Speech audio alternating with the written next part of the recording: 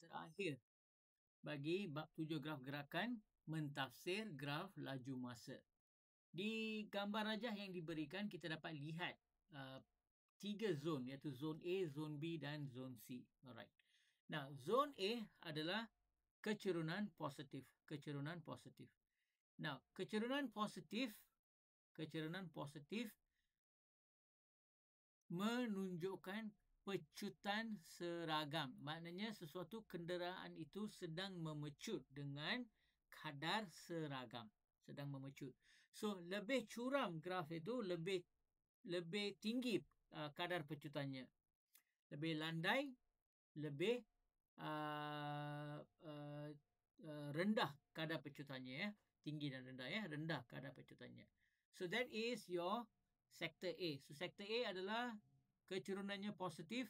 Ia menunjukkan sesuatu kenderaan itu memecut, ya. Memecut dengan satu kadar yang tinggi. Okey, segmen B. Segmen B pula menunjukkan kecerunan sifar. Betul tak? Kecerunan sifar.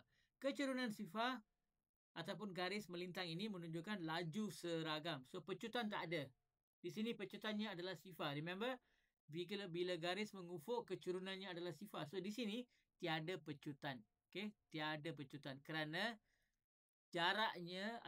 lajunya tidak bertambah atau berkurang.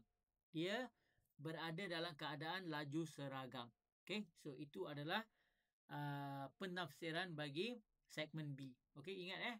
Jadi jangan keliru dengan graf laju jarak masa. Okay, jarak masa is lain, laju masa yang lain. So you have to be very clear.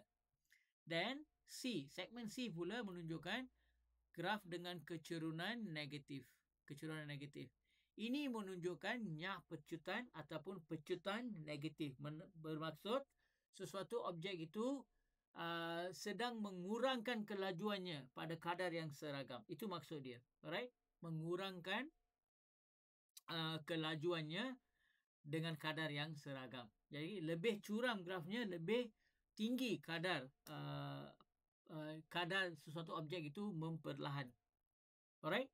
Okay, so itu sahaja yang kita perlu tahu berkenaan dengan penafsiran graf. Alright?